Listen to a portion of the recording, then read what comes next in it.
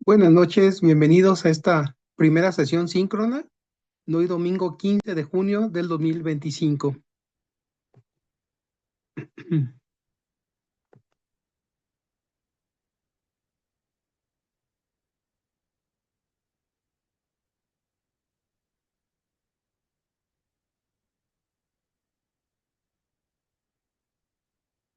Buenas noches, bienvenidos a esta primera sesión síncrona de este domingo 15 de junio del 2025, siendo las 9 de la noche en este módulo de Derecho Procesal, Administrativo y Fiscal. Vamos a dar unos segunditos en lo que se terminan de unir sus compañeras, compañeros, y empezamos en unos segunditos. Bienvenidos, bienvenidas, buenas noches. Buenas noches. Buenas noches.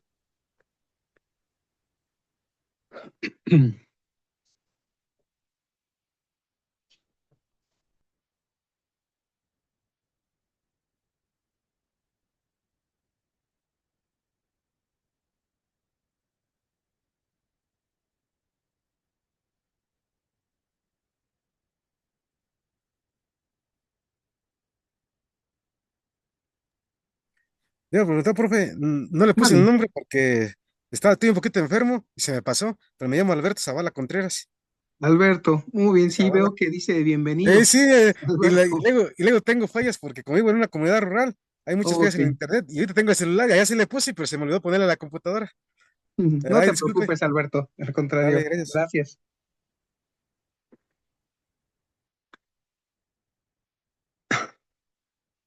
Bueno, pues buenas noches, Alberto, Miriam. Bienvenidos a esta sesión síncrona, a esta primera sesión síncrona de este módulo de Derecho Procesal, Administrativo y Fiscal. Me permito presentarme, mi nombre es José Cuauhtémoc Chávez Muñoz. Soy su asesor en este módulo de Derecho Procesal, Administrativo y Fiscal, en esta sesión del 15 de junio de 2025, hoy domingo, a las 9 de la noche. Soy licenciado en Derecho, tengo una maestría en Derecho Civil, otra en Derecho Constitucional y en Derecho Administrativo. Y bueno, pues tengo experiencia en el trabajo en la iniciativa privada, en el litigio, asesorando a universidades como abogado general de la Universidad La Salle, en el Bajío, subdirector en un campus, en un despacho directamente que el servidor manejó y en el sector gubernamental, como secretario técnico del gobernador, como asesor jurídico con 3 gobernadores, en la judicatura como magistrado del Tribunal de lo Contencioso Administrativo y también del Tribunal de Justicia Administrativa. Actualmente estoy en retiro como magistrado. Y bueno, pues también trabajo en la Universidad de La Salle, dando clases. Estoy cumpliendo 25 años y estaba haciendo precisamente la cuenta y sacando una relación de alumnos que he tenido la oportunidad de compartir. Ya son casi de 15,000 alumnos, ya bastantes. Pues hemos tenido la oportunidad de estar conviviendo y bueno, pues es algo que me gusta, me apasiona y que el haber trabajado tanto en gobierno como en la judicatura, como en la iniciativa privada, en el litigio, pues me permite tener esa visión de manera completa, integral y sobre todo en ese tema que es muy importante, que es muy interesante y sobre todo que es en materia administrativa, porque bueno, también, como les decía, fui magistrado en el Tribunal de Justicia Administrativa precisamente. Eh, el coordinador de esta licenciatura en Derecho nos pide, Alberto, Miriam, que se pudieran pues presentar, que se pudieran decir bueno, su nombre, a qué se dedican y bueno, para comenzar, pues si nos piden que por protocolo que nos pudieran apoyar con eso, no sé si pudieran comentarnos. Claro que sí, profesor. Mire, mi nombre es Alberto Zavala Contreras. Actualmente estoy viviendo en el estado de Michoacán. Estoy en una comunidad rural, me dedico al campo. Anteriormente vivía en Guanajuato, o sea, soy de allá, de esa parte. Ah, mire, Entonces, el detalle que tuve por cuestiones tanto económicas como familiares, me tuve que trasladar para esta parte. Y es una comunidad donde, pues sí, batallo mucho por la forma de que no hay servicios. Es una comunidad mil personas a lo mucho. Entonces sí tengo cierto problema. Y actualmente me dedico al campo. O sea, ahora sí, como dice, jornalero, para que me entienda. Es Ujú. lo que me estoy dedicando ahorita. Ya le digo, y ese es. Y ya tengo 50 años, o sea, esa es mi presentación. Realmente estás muy joven y qué bueno que tienes ese ímpetu y ese deseo de seguirte preparando y qué mejor que en esta carrera, la licenciatura en Derecho, para que puedas estarte, pues ya con una vez que termines, primero Dios, esta licenciatura, pues puedas estarla ejerciendo y vas a ver que vas a ser un buen abogado, De ya en hecho, la si lo tengo posterior. un poquito, he tenido muchos así obstáculos en la vida. Y Sí. desde que tengo cierta edad, le voy a comentar una anécdota. Yo entré a los 7 años a un ministerio público y fue una experiencia muy mala, Oh, qué caray. donde me dejó marcado de cierta manera, donde todo lo que iba a hacer legalmente, pero debiera de ver que ha habido muchos tropiezos, por decirlo, pero entiendo que no es lo mismo ahorita leo todo, leo mucha literatura y todo lo que tengo a mi alcance, pero veo que es muy difícil a veces ejercerla por el lado que es, o sea, o Sí. por lo que nos dicen, Estado de Derecho. Y eso sería, pues, en grandes rasgos mi comentario. No, muy bien, sí te entiendo y sí, efectivamente a veces, en muchos de los casos es complicado ejercer ese estado de derecho y hacer que se impere la justicia, ¿verdad?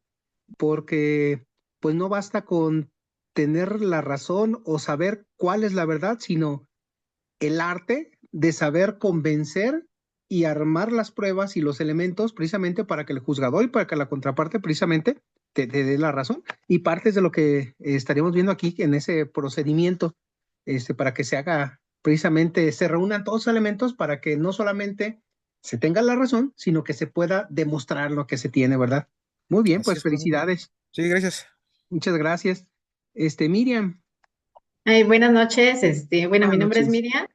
Actualmente soy ama de casa, pero antes, pues sí me dediqué a trabajar en seguridad. Ujú. Estuve trabajando como agente federal de investigación y luego como policía federal. Mira. Y por cuestiones personales tuve que retirarme.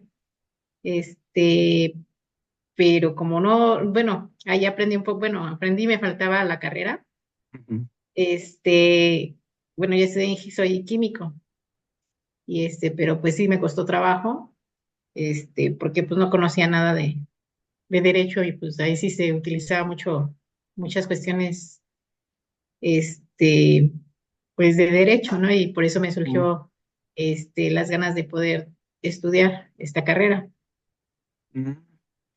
Mm. Bien, muy, muy interesante y qué mejor que te hayas dado la oportunidad de retomar o de abordar precisamente esta licenciatura, no obstante, bueno, pues ese antecedente laboral y ese contacto que tuviste y qué bueno que gente como tú precisamente esté empujando y esté precisamente con ese ímpetu y ese ánimo de pues ser una abogada y que cuentes con esos estudios y bueno, pues ya vamos viendo qué bueno, felicidades, enhorabuena. Muy bien. Gracias. No, al contrario. Pues les comento rápidamente. Esta materia, este módulo de Derecho Procesal, Administrativo y Fiscal, como les decía, bueno, pues lo que se pretende es conocer los elementos dentro del derecho administrativo y dentro del derecho fiscal. Hay dos aspectos, lo que es el derecho sustantivo y el derecho adjetivo. El derecho sustantivo nos va a decir el qué y el derecho adjetivo nos va a decir el cómo. El qué me refiero a aquellos aspectos que es lo que van a realizar las autoridades en el marco de actuación. ¿A qué me refiero con esto? Me refiero a un principio que se llama principio de legalidad y de ahí se generan los actos de autoridad. El principio de legalidad nos dice lo siguiente: la autoridad puede hacer solamente aquello lo que la ley le permite y el gobernado, toda la población, puede hacer todo aquello lo que la ley no le prohíba. Luego entonces, para el gobernado, para el ciudadano, todo lo que no está prohibido se entiende que está permitido. Pero para la autoridad hay un marco de actuación, es decir, no pueden salirse de ese marco de actuación, porque si hacen más, podrían estar incurriendo en un abuso de autoridad, estarían haciendo un exceso de esas atribuciones que tienen conferidas. Si hicieran de menos, pues también estarían incurriendo en responsabilidad. Todos los servidores públicos tienen un marco de actuación, pues, que está regulado por el principio de legalidad, que es la autoridad solamente puede hacer aquello, lo que la ley le permite, y el gobernado todo lo que la ley no le prohíba. Es un marco más amplio el que tiene el gobernado, el ciudadano, en relación a la autoridad. Pero para poder descifrar y poder ubicar que hay excesos o que hay omisiones de la autoridad, hay que conocer cuál es el marco de actuación. He ahí la importancia, pues, de enterarnos cuáles son sus atribuciones, cuáles son sus competencias, cuáles son las facultades que tiene la autoridad para determinar si están incurriendo en excesos, si están incurriendo en omisiones, si están incurriendo en faltas y poder entonces demandar, por ejemplo, la nulidad de un acto. El acto de autoridad, pues, es aquel que se genera cuando el servidor público que está formalmente investido, o sea, tiene su contrato firmado, hizo la rendición de protesta, tiene el cargo como tal, actúa en el marco de sus atribuciones y lo hace de manera correcta, de manera adecuada. Por ejemplo, un inspector de mercados, un inspector de comercialización, un inspector que va a verificar que se venda, por ejemplo, alcohol o que no se venda alcohol o que se venda determinados productos, por ejemplo, no tiene la atribución de estar deteniendo vehículos para verificar si tiene licencia o si tiene tarjeta de circulación. Es autoridad, pero no está facultado para hacer eso, ¿verdad? Entonces hay que revisar cuál es el marco de actuación que tiene cada una de las autoridades para ver si primero acreditamos que es autoridad y segundo, está ejerciendo aquellas atribuciones que tiene formalmente conferidas, que legalmente le fueron atribuidas. Entonces, el juego, digámoslo así, es precisamente conocer el marco de actuación. Es importante, pues, ustedes ya llevaron un módulo que es derecho constitucional. En el derecho constitucional, pues encontramos un diseño o un modelo que nos marca la propia Constitución. En la propia Constitución nos habla de que existen tres órdenes de gobierno: el orden federal, el orden estatal y el orden municipal. El orden federal, hay una división de poderes: ejecutivo, legislativo, judicial. ¿Sí lo recuerdan?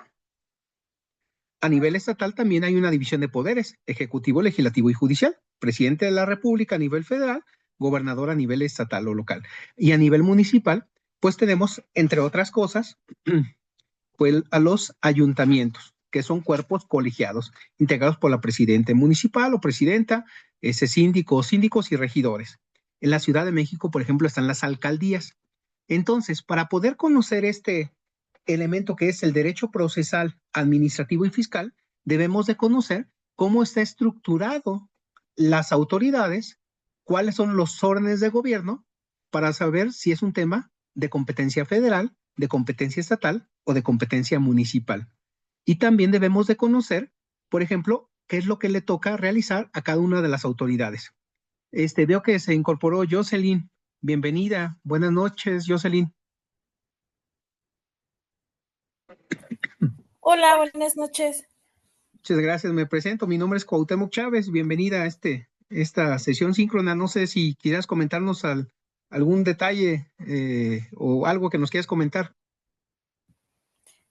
No, profesor, por el momento no. Muchas gracias. Muchas gracias, bienvenida. Continúa entonces. Les estaba diciendo que dentro del derecho procesal administrativo y fiscal, entonces no es otra cosa sino estudiar precisamente el marco de actuación de las autoridades. Si lo que están haciendo lo están haciendo correcto o incorrectamente. Si lo están haciendo de manera incorrecta, pues es conocer los medios que tenemos a nuestro alcance para estar demandando la nulidad. Hay algunas nulidades que podrían estarse afectándose o generándose porque van en contra de la legalidad y hay algunas que están en contra, por ejemplo, de los derechos humanos. Pero es necesario que sepamos lo que le toca hacer a cada uno. Y me regreso poquito. Decía que en derecho constitucional ustedes vieron que existen pues tres órdenes de gobierno: el federal, el estatal y el municipal. Es importante que sepamos qué es lo que le toca hacer en el ámbito federal a las autoridades, en el ámbito estatal y en el ámbito municipal. ¿Qué es lo que le toca hacer al Poder Ejecutivo? Recuerden que la Presidencia de la República, el Poder Ejecutivo, es quien encabeza la Administración Pública Federal. la administración pública federal, que puede ser centralizada y descentralizada. ¿Qué es eso de centralizada y descentralizada? Pues la administración pública federal centralizada, pues son las secretarías de Estado, Secretaría de Gobernación, Secretaría de Economía, Secretaría de Hacienda y Crédito Público, todas esas dependencias, ¿sí? ¿Qué es lo que le toca hacer a cada una de ellas? Y dentro de eso que le toca, pues hay una estructura normativa. Hay el secretario, subsecretario, directores generales, directores de área, coordinadores, jefaturas, áreas de departamento. Entonces, toda esa estructura de la Administración Pública Federal tiene su normativa, tiene su reglamento interior, tiene su propia ley orgánica, ley que organiza pues a esa estructura, y ahí viene la descripción de cada uno de esos puestos. ¿Qué le toca hacer al subsecretario? ¿Qué es lo que toca hacer al director general? ¿Qué le toca hacer al director de área, al coordinador, al jefe? Y ahí vamos a encontrar precisamente los elementos para ver si fue esa actuación, ese acto de autoridad generado conforme a lo que prevé la ley, para ver si está pegado a la legalidad. Entonces, por principio de cuentas, si queremos entender este derecho procesal administrativo y fiscal, debemos de entender y debemos de conocer cómo está estructurado la autoridad y cómo funciona la autoridad. ¿Qué debemos hacer entonces? Pues leer, informarnos. Obviamente, pues es algo muy extenso. Por eso, por ejemplo, algunos abogados se encargan, por ejemplo, de litigar en materia administrativa, en materia ambiental, en materia educativa, en materia ecológica, en materia penal, en materia civil, etcétera, porque pues son distintas áreas. Es hoy muy complicado que tengamos abogados, perdonen la expresión, todólogos, porque pues es complicado. Entonces, para poder entender el derecho procesal administrativo y fiscal, es necesario que entendamos primero lo que son los actos de autoridad. Y el acto de autoridad es el ejercicio que realizan los servidores públicos realizando o cumpliendo con aquello que tienen su encomienda, ¿sí? El inspector o el tránsito, pues realizando las funciones viales, revisando qué es lo que tienen que hacer, qué es lo que pueden hacer, y entonces hay que revisar si efectivamente hicieron ese acto de autoridad apegado a la legalidad. Por ejemplo, el servidor público se acreditó como servidor público, estaba identificado, lo que realizó lo hizo en el marco de su actuación, lo que podía realizar, no hizo más, no hizo menos, y en su caso, de ahí podría demandarse, por ejemplo, la nulidad de lo actuado. ¿Sí? Es que me levantó una infracción. Muy bien, hay que revisar si se dieron las circunstancias de tiempo, modo y lugar. ¿Cómo se percató, por ejemplo, el elemento de tránsito de que tu vehículo iba a exceso de velocidad? Pues tiene que justificar y hacer la argumentación de cómo detectó o cómo se percató de que el vehículo iba a 120 kilómetros por hora. ¿Tenía algún dispositivo? ¿Tenía algún mecanismo? ¿Cómo hizo la medición? Entonces no basta con decir, pues a mí se me hace como que iba muy rápido ese carro. No, hay que acreditarlo. Entonces, tiene que hacer una narrativa para justificar y acreditar que iba, por ejemplo, en un tramo de 60 kilómetros, ese vehículo a 120 kilómetros por hora. Y tiene que hacer esa fundamentación y argumentación y fundamentación donde diga cómo se percató y cómo se dio cuenta que lo que marca la ley, esta persona lo vulneró. Por lo tanto, se hizo acreedor a una multa. Y tiene que acreditarse él con sus atribuciones, con su facultad, para realizar esa imposición de esa multa. Entonces es necesario pues que conozcamos los elementos. Por ejemplo, entonces cuando tú ya estés ya como abogado litigando, diga el cliente, oiga, es que necesito que me ayude a ver, cuénteme qué fue lo que pasó. Y entonces, bueno, tú comienzas a hacer tus anotaciones, a ver, entonces lo multaron. Sí, es que yo tengo una tienda de abarrotes. Ah, muy bien. Y llegaron, le impusieron una multa. No, pues que sí, muy bien. Que porque vendía alcohol. Ah, muy bien. Y una pregunta, ¿usted, tiene su permiso para venta de alcohol? Pues la verdad, no tengo permiso. Ah, ok. ¿Quién lo multó? No, pues que el inspector de fiscalización y control. Bueno, por principio de cuentas, no tiene usted licencia para vender alcoholes. Entonces, vamos a revisar si esa persona que lo multó tiene la atribución, tiene la facultad para levantarle la multa. Pero si le comento, si le advierto que usted no tiene la licencia para vender alcoholes. Entonces, ya tenemos un punto ahí interesante que hay que discutir, pero hay que ver si efectivamente la imposición de la multa fue apegada a derecho. Podemos entonces demandar la nulidad de la imposición de la multa, pero eso no quiere decir que si usted sigue vendiendo alcohol sin licencia, le puedan volver a imponer otra multa. Entonces tiene que regularizarse. ¿Qué tiene que realizar para obtener la licencia de alcoholes? Bueno, pues cumplir con los requisitos para que se le expida una licencia de venta de alcoholes. Sí, entonces ya no lo estén multando. Entonces haces como una revisión pues integral del asunto que se te plantea. Dentro de este tema, como les decía, de este derecho procesal administrativo y fiscal, este módulo abarca 3 unidades. El primero es la unidad 1, el derecho procesal administrativo fiscal y la justicia administrativa en México, donde se hace una conceptualización, se hace lo que es el estudio de la naturaleza jurídica del derecho procesal administrativo y fiscal y lo que son las fuentes. ¿Cuáles son las fuentes del derecho procesal administrativo y fiscal? Es decir, de dónde surgen ese cúmulo o ese acumulado pues de ordenamientos que le dan vida al derecho procesal administrativo y fiscal. Como les decía en un principio, vamos a encontrar por un lado el derecho sustantivo y por otro lado el derecho adjetivo. El derecho sustantivo nos va a decir los qués y el derecho adjetivo nos va a decir los cómo. Los qué es, por ejemplo, los distintos temas que regula la propia norma, ¿sí? Por ejemplo, materia ambiental. Va a regular, vamos a encontrar una ley que regula toda la materia ambiental, ¿sí? Toda la materia, por ejemplo, en materia de educación, en materia de salud. Esos son los qués. Y los cómo es cómo se implementa, por ejemplo, el derecho a la salud, el derecho a la educación, el derecho ambiental. Entonces ahí se establecen cuestiones procedimentales, que es, por ejemplo, tú tienes tu escuela, hacen una visita de verificación a tu escuela, se dan cuenta que no tienes salidas de emergencia y entonces te inician un procedimiento para sancionarte. Entonces, primero tienes que revisar, a ver, ¿dónde dice que debe de haber salidas de emergencia? Ah, pues sí, ahí dice que para seguridad deben de contar con salidas de emergencia. Ah, ok, perfecto, está bien. Vamos, eso es lo que dice el qué. Vamos a ver el cómo. ¿Cómo van a hacer las verificaciones? Pues un inspector se va a personar en el lugar, se debe de identificar, debe de llevar su gafet a la vista, debe de exhibir una orden de visita de verificación y hacer una inspección. No, pues resulta que no traía identificación, no me exhibió ninguna orden. Ah, pues ahí hay algunos elementos que podemos estar determinando para estar demandando la nulidad. Pero también es importante que nos demos cuenta que hay algunos aspectos en donde se puede estar demandando una nulidad de forma y otro es una nulidad de fondo. Cuando es una nulidad de forma, quiere decir, por ejemplo, pues es que no se identificó o no me notificaron. Esa es una cuestión de forma.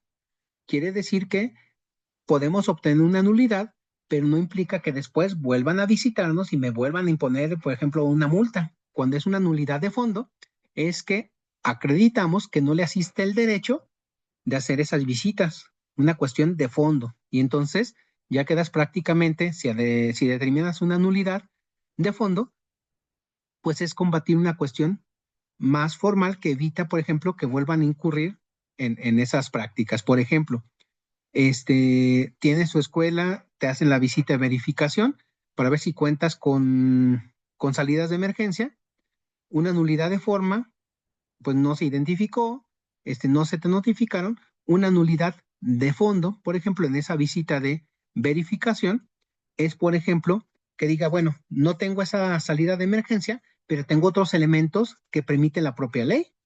Por ejemplo, tengo un plan de contingencias. Dicen, si no tiene salida de emergencia, tiene que tener un plan de contingencias que permita una evacuación pronta.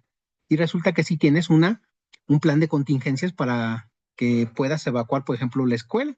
Entonces te puedes ir en contra de este tema que están demandándote, ¿sí? Que es una cuestión más de fondo, más que una cuestión de forma. Entonces, en la unidad 1, dentro de lo que es el derecho procesal administrativo, es conocer lo que es el concepto, la naturaleza jurídica del derecho procesal administrativo y fiscal. En la unidad 2 nos habla acerca del proceso administrativo, lo que son las partes, lo que es la demanda, lo que es la prueba, lo que es la sentencia. En el proceso administrativo, pues, las partes, pues básicamente vamos a encontrar la parte actora, que son precisamente los demandantes. En algunos casos la autoridad también puede ser demandante, por ejemplo, como en el juicio de lesividad, por ahí se lo comento en un momento más.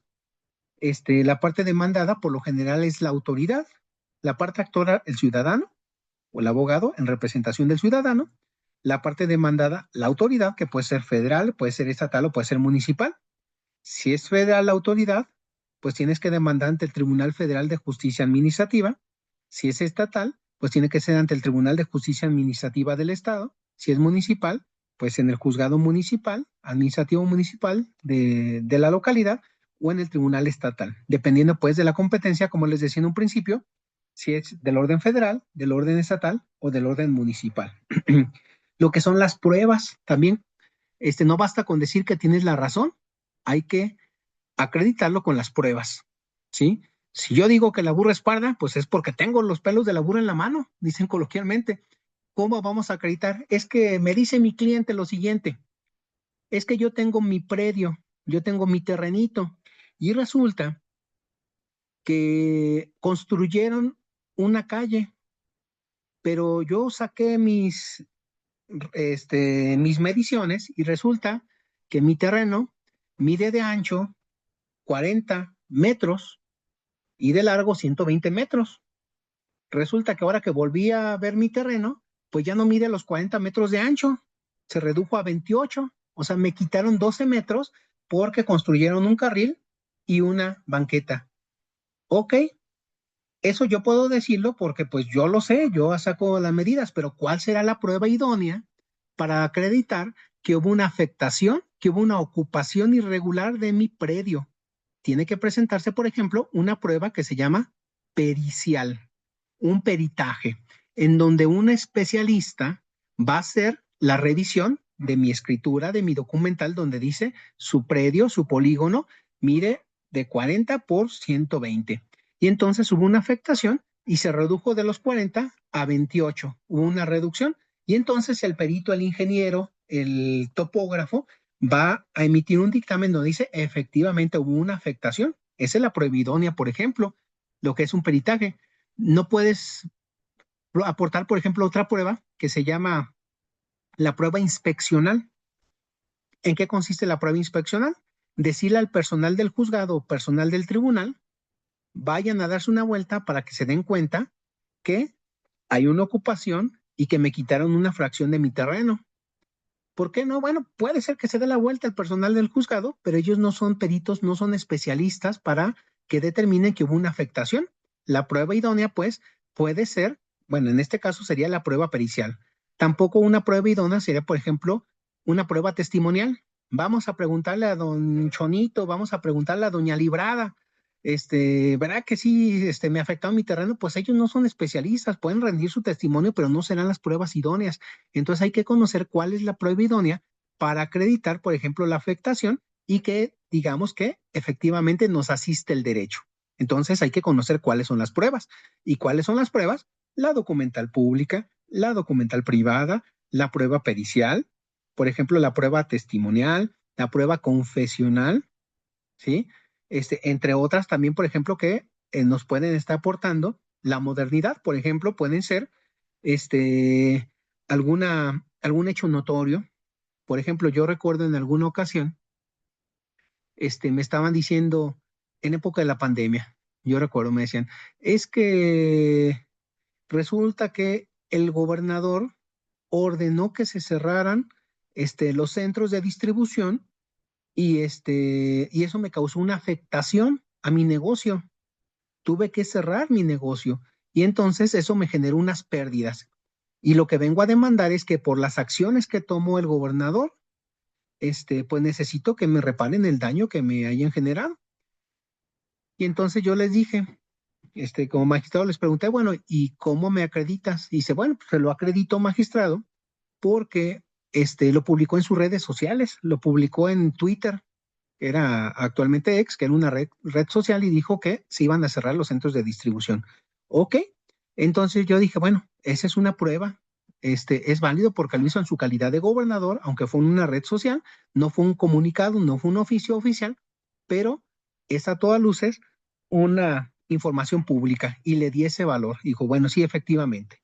Aunque de fondo, medianamente le di la razón. ¿Por qué medianamente le di la razón? Porque lo hizo el gobernador, por ejemplo, en atención a un bien mayor, que era buscar que hubiera la menor afectación a la ciudadanía, buscando evitar que hubiera grandes concentraciones poblacionales para que no se contagiaran, por ejemplo, ¿sí?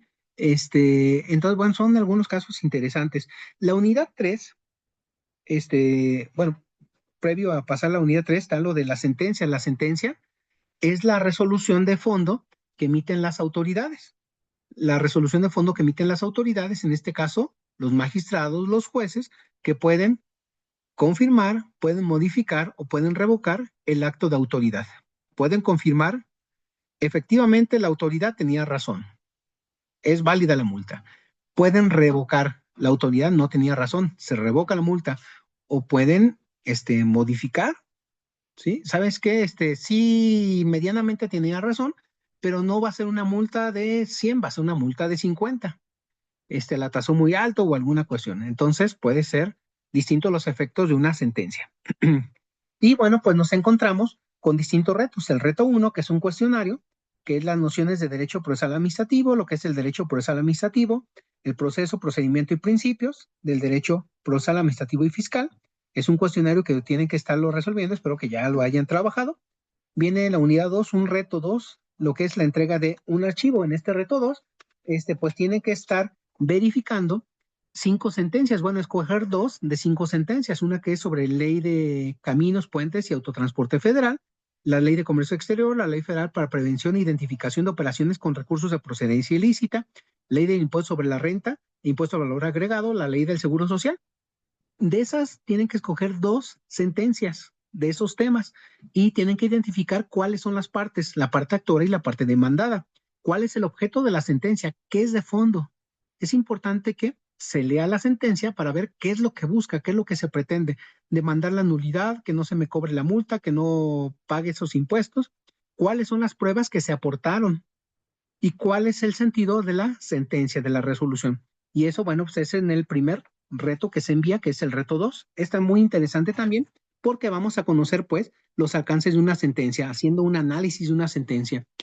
Si tienen la oportunidad, entren a los portales de la Suprema Corte de Justicia de la Nación. Les voy a compartir algunos links, scjn.gov.mx y algunos links para que puedan leer algunas sentencias. Esos serán muy ilustrativas para que conozcamos cuáles son los alcances de las sentencias. Hay otro reto, que es el reto 3, que es una entrega de archivo, que es sobre incidentes en el proceso administrativo, en donde tienen que estar participando en un foro. En ese foro, pues hay algunos casos hipotéticos donde hay que estar haciendo comentarios y también, además de ese caso hipotético, pues hay que hacer un ensayo sobre los incidentes. Este es muy interesante también, este es el reto 3. Un incidente, por ejemplo, también pone fin a algún tema, pero que sea, no es de fondo. Un tema de fondo te lo resuelve una sentencia, un tema no de fondo te lo resuelve un incidente. Hay otro, eso se los voy a comentar todavía en la siguiente sesión. En el reto 4 es sobre una entrega de un archivo, que son los procesos especiales en materia administrativa. Tenemos que hacer un flujograma, es como un cuadro sinóptico donde hacemos una explicación acerca de, tenemos que escoger alguno de estos juicios, lo que es el juicio de lesividad, el juicio en línea, el juicio de resolución exclusiva de fondo, el juicio en la vía sumaria. Tenemos que explicar qué es, cuál es el fundamento jurídico de cada uno de esos juicios, una breve explicación de en qué consiste este procedimiento y desarrollar un ejemplo de su aplicación. Por ejemplo, el juicio de lesividad. Puede darse el caso en donde una autoridad haya emitido un acto de autoridad, pero resulta que pues ya resulta ese acto que emitió la autoridad que afecta más a la autoridad que siguiera pues con él. El juicio en línea pues es el que se sigue a través de los medios electrónicos, hay notificaciones electrónicas y es un poco más rápido. Yo recuerdo cuando se inició el juicio en línea, pues estuve resolviendo algunas sentencias, algunos asuntos, principalmente de multas, que era muy rápido y estaba sacando sentencias en no más de 30 días, muy rápido. Procuraba pues buscar resolver con singular celeridad. Había algunos temas, desde luego, que eran más a fondo, no porque fueran más a fondo, dejaban de ser importantes, los demás, pero sí ameritaba pues un mayor estudio. Y el reto 5, que también es otro, que es la entrega de archivos. En este caso, precisamente se presentan casos hipotéticos sobre recurso de revisión, recurso de reclamación y queja y el juicio de amparo. se hacen la presentación de algunos casos y tú tienes que determinar qué es lo que procede. Si procede un recurso de revisión, si procede un recurso de reclamación y si procede el juicio de amparo administrativo. Que también ahí yo les estaría haciendo la retroalimentación.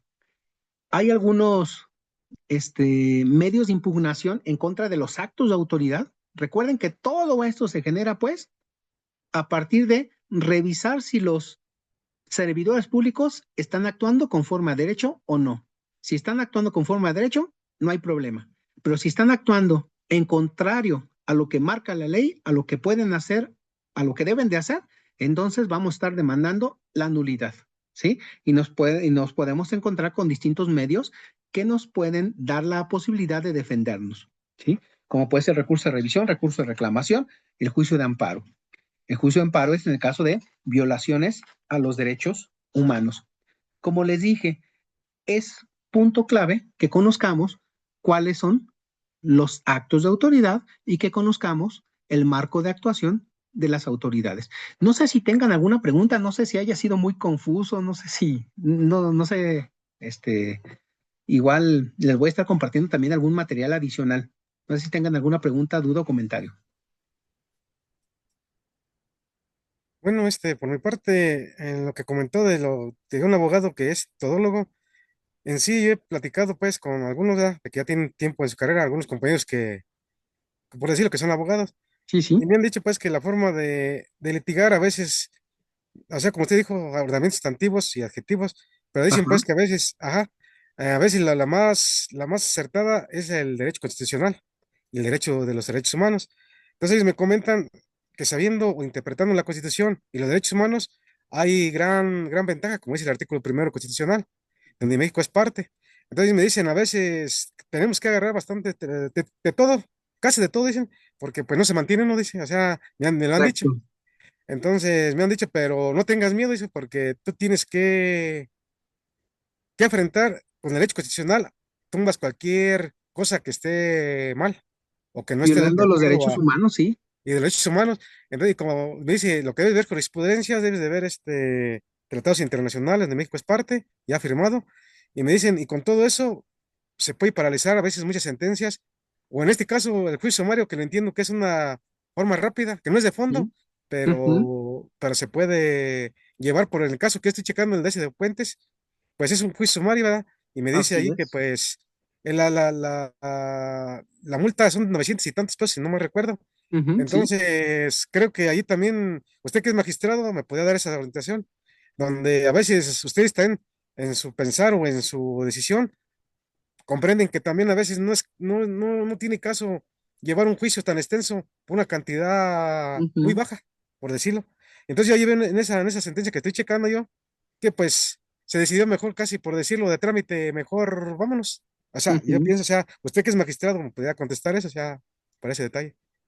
Sí, sí, sin lugar a dudas, hay algunos asuntos en donde incluso, como dicen coloquialmente, sale más caro el caldo que las albóndigas. Es decir, es mucho lo que se le invierte para resolver un tema que es una cuantía, que es una cantidad menor, minúscula, y si hay algunos asuntos, por ejemplo, recuerdo llegué a resolver algunos temas en donde me tocó determinar nulidades de algunas adjudicaciones de 10,000 millones de pesos, y por el otro lado tenía algunos temas en donde era una multa de 250 pesos. Y entonces a veces el tiempo que le invertía, por ejemplo, para estar sacando el trámite de esa multa de 250 pesos, pues yo prefería, bueno, sacarlo rápido esos y enfocarme más el estudio de ese tema que iba a causar la afectación a recursos públicos de más de 10,000 millones de pesos. Entonces era de gran trascendencia. Pero sí, efectivamente, pues necesitamos sí conocer como que un poco de todo, pero tiene totalmente razón el tema de que a través del derecho constitucional, conocer las violaciones a los derechos humanos, la aplicación de tratados internacionales en donde podamos encontrar la solución de fondo, ¿verdad? Claro que sí, sin lugar a dudas. Bueno, profesor, magistrado, entonces era sí pensé que iba a contestar así. Entonces, yo allí lo que tengo es una subjetividad. ¿Hasta Así qué es. punto es el Estado de Derecho o el marco jurídico que nos aplica como gobernados? Yo entiendo que como usted dijo, 250 pesos, 900 en este caso que estoy analizando, pues no vale la pena, pero ¿qué tanto queda el marco jurídico en ese aspecto? Pues sin lugar a dudas, hay que hacer una revisión, una determinación, aunque sea un asunto menor, no deja de ser importante y relevante y hay que atenderlo directamente. no queda Ah, de muy bien. otra.